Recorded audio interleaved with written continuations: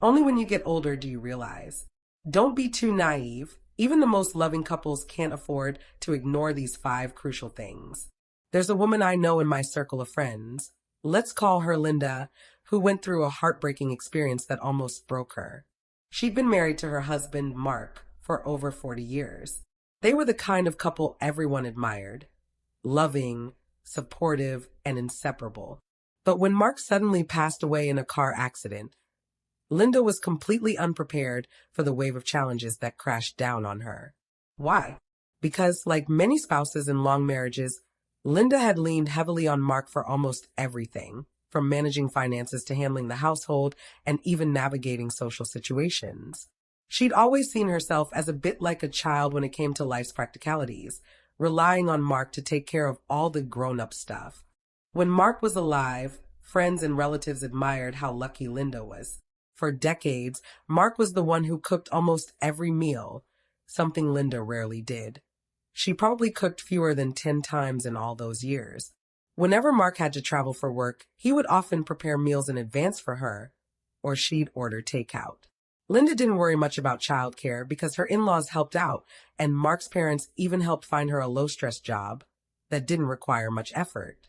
She worked mostly out of routine, not necessity, and could take time off whenever she wanted. Linda was a gentle soul, kind and trusting, sometimes to a fault.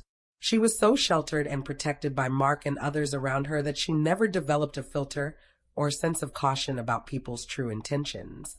She gave her trust freely, even when others clearly took advantage of it, because she knew Mark always had her back. She lived a comfortable, easy life without much worry or stress, unaware of the darker side of human nature. But then Mark's sudden death changed everything overnight. Without his steady presence, Linda's world ground to a halt. Her in-laws had already passed away. Her own parents were elderly and frail, and her two adult children lived across the country, busy with their own lives. Suddenly, Linda had no clue how to handle anything, from managing Mark's estate and funeral arrangements to cooking for herself and paying bills. If it hadn't been for one of Mark's lifelong friends stepping in to help, she might have fallen victim to unscrupulous relatives trying to swindle her out of money. After Mark died, life became an uphill battle. Linda didn't know how to cook, and on her first attempt, she almost set the kitchen on fire. She dreaded eating takeout every night, worried that her savings would be drained too quickly. Meanwhile, some of her so-called close friends started cozying up, claiming to be there for her. But in reality, they had their own agendas.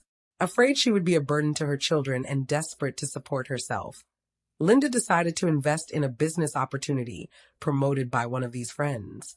She lost tens of thousands of dollars. Her life spiraled downward rapidly, from the height of comfort and security to confusion, loneliness, and financial strain. It was a dark, isolating period, like falling into a black hole with no light. Thankfully, when her daughter finally came back to support her, step by step Linda began to rebuild her life. The most poignant lesson Linda shared with me was this: no matter how loving and devoted a couple is, you can never afford to be completely naive or drop your guard entirely. Aging is not about having a partner, it's about having backup plans.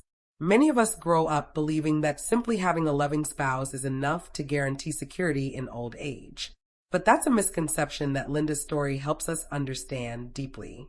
No matter how strong a marriage is, both partners need to keep their eyes open and prepare for unexpected changes. Here are 5 crucial mindsets or precautions every couple should maintain, even in the most harmonious relationships. 1. Money matters. Keep your own financial guard up. Have you ever seen couples who, when young, decide to save money by having just one spouse pay into a retirement plan? Maybe the husband works full-time and pays into Social Security or a pension, while the wife stays home or works part-time without contributing much financially. This might seem practical during middle age. After all, they live off one income and plan to share whatever comes in. But when retirement arrives, the spouse without a pension often ends up dependent, having to ask for money, which can be uncomfortable or even humiliating. Even worse, if the spouse with the pension passes away first, the other may face decades of life without a steady income, suddenly vulnerable and financially insecure. That's why it's essential that both partners have their own financial safety nets. The amount doesn't have to be huge. Even modest, separate retirement savings accounts for 401(k)s or IRAs provide independent security.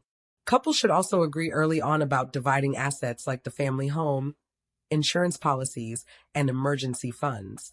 Don't hand full control over finances to one person alone. And if you have children, remember, your retirement money is for your dignity and survival first, not a piggy bank to fully support grown kids. You want to leave them love and wisdom, not financial dependence. Money isn't just numbers, it's your final measure of independence and respect in old age. A little foresight and planning can save you from much anxiety later on. 2. Children are a shared responsibility. Don't let one person carry it all.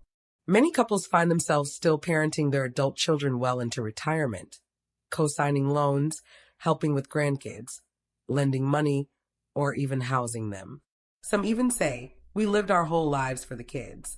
But no matter how much you love your children, caring for them financially, emotionally, or practically should never become a burden that falls solely on one spouse.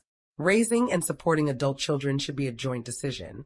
A partnership where both spouses communicate openly about limits and expectations. Should you help buy your child's first home? Should you dip into your retirement savings for their business? How much money is reasonable to lend? Should you expect your spouse to watch the grandkids full time? Too often, one partner is soft-hearted and says yes to everything, while the other tries to be more cautious.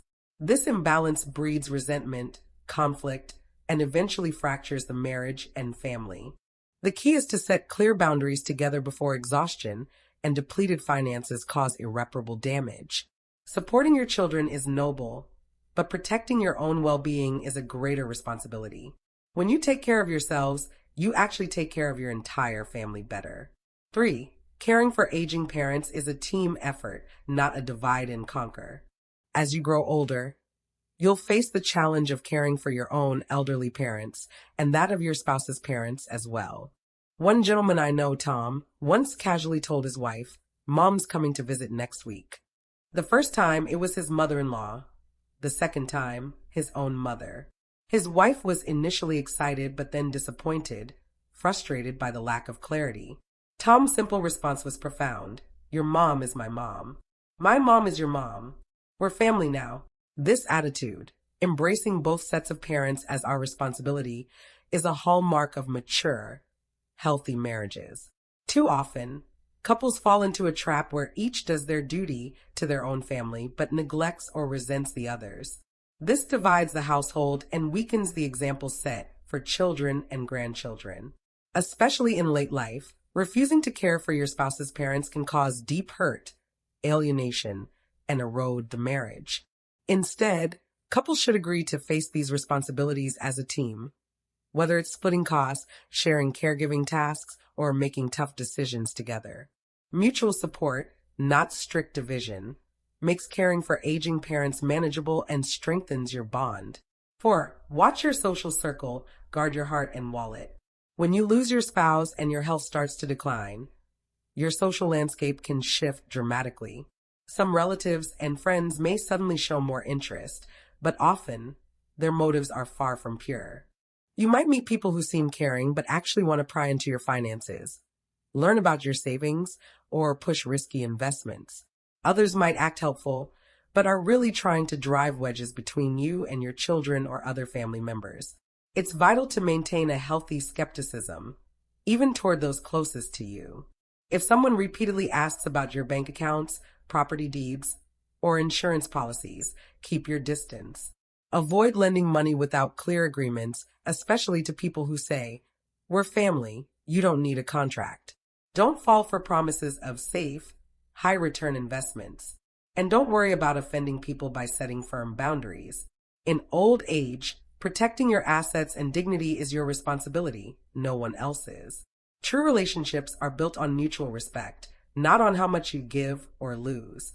Remember, having one clear-headed partner looking out for both is often enough to keep harmful influences at bay. 5. Health is a partnership. Don't let one person carry the burden alone. We often hear the phrase, couples grow old together, but the reality can be very different. One spouse might be an active walker, a morning yoga enthusiast, and health-conscious eater. Meanwhile, the other might spend hours on the couch, indulging in junk food, smoking, or skipping checkups. This imbalance usually results in one partner becoming the caretaker, running hospital visits, managing medications, and worrying endlessly. The quality of life for both declines. Marriage is not about one person dragging the other along. It's about both partners maintaining their health and well-being as a team. Couples should encourage each other to stay active, eat well, and keep up with medical care. They should communicate openly about fears, symptoms, and changes, and never be afraid to seek help or counseling when health issues arise. Health is not an individual matter when you share your life. It's a partnership requiring empathy, patience, and commitment from both sides. Final thoughts. Linda's story is not unique. Many older adults face similar challenges, whether they live in the US, Europe, or elsewhere. A loving marriage is a beautiful thing, but it's not a shield against life's uncertainties. The best couples are those who prepare themselves, emotionally, financially, and practically for whatever may come. If you or your loved ones are approaching middle age or retirement, consider these lessons seriously. Keep your own financial independence. Share the responsibility of raising and supporting children. Care for both families together. Guard your heart and assets in your social circle. Take care of your health as a joint effort. You don't have to live in fear, but you do need to be wise. After all, true love isn't just about warm feelings. It's about mutual respect, preparation, and shared strength to face the years ahead.